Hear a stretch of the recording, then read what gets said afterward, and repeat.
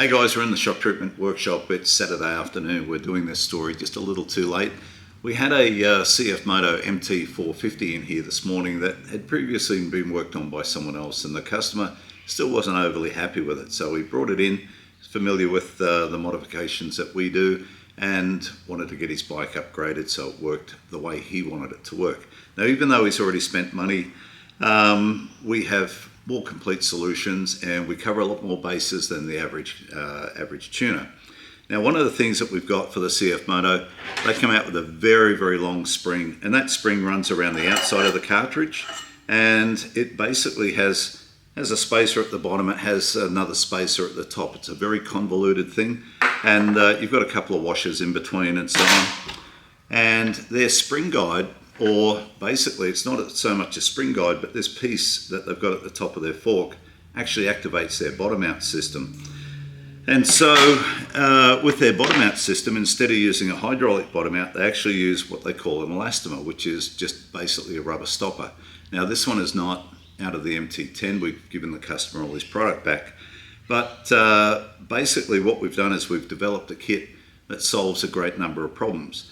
Not only do we use the best springs we can possibly get, which are Racetech springs. Racetech springs are actually manufactured by iBark. iBark are the best springs that we've come across. Their quality levels are through the roof. Racetech takes the step a little further, and they individually test each spring to make sure that you are getting the highest accuracy possibly available within the motorcycle spring market. So whenever you buy a Racetech spring, you are literally getting the best springs on the planet.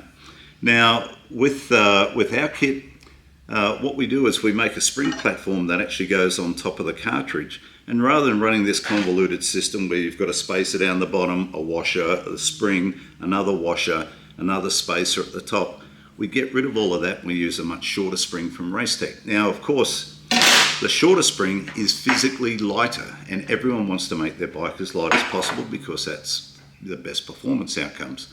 Now, not only that, but with the shorter spring, you get much less deflection. Anytime you put pressure on a spring, that spring is going to want to cock to the side. And so being housed inside your fork, as that's cocking to the side, and it will do that every stroke, every compression, you are contaminating the oil inside your fork. So having a spring that is physically lighter and physically shorter means you're going to get better performance, lighter weight, but also you're going to get much less contamination with this. Now, one of the things with the Racetech springs, they actually accommodate proper riding weights. Now, what we find, a lot of the springs that are being supplied by other people for their adventure bikes are way too light. We had a DL800 in here the other day. Someone had put 0.6 fork springs in there. Way too light for that bike. Okay, it's a big, heavy bike. Needs something that's going to offer a lot more support. Racetech actually have the most appropriate range of springs. And so if someone said to you, hey, I've got this 0.54 or 0.6 kilo spring for an adventure bike, chances are it's going to be way too light.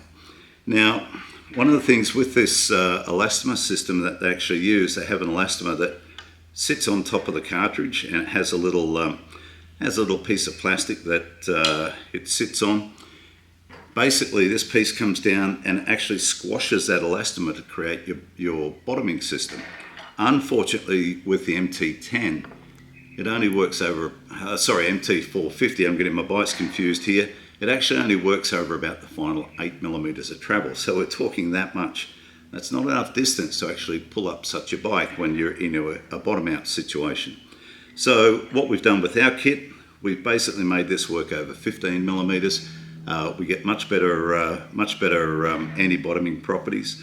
And one of the things that we do as well is we get rid of this thing. This thing's pretty bloody useless.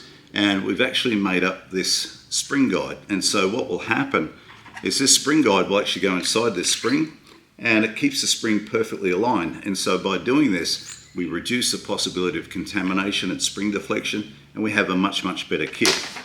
So you can just buy something that'll go straight into your MT450. I was almost about to say MT10 again, but your MT450, and it deals with this same convoluted system. You can have that, you can shop somewhere else, but you know, we try to solve as many problems as possible, and this is what does it. Now, Normally a set of springs you're looking at $219. To get this whole kit you're looking at about $349. Well and truly worth the money. Gives you much more out of your bike, much better bottoming control, much better everything. You know, this spring, rather than sitting on metal, it's sitting on what we call Delrin, or on a acetyl spring platform, and this is free to move about and twist, and it will not contaminate the fork. So we've seen the MT450s, we've seen them done by somebody else. We've basically had them in here from other people, and we've modded them again. And so we're getting really, really good results. We're using the highest quality products. We have the highest quality outcome. And if you want to solve more than just your spring problem, but solve a lot of issues that are going on with your MT450, put this kit in it, you won't look back. Okay, thank you.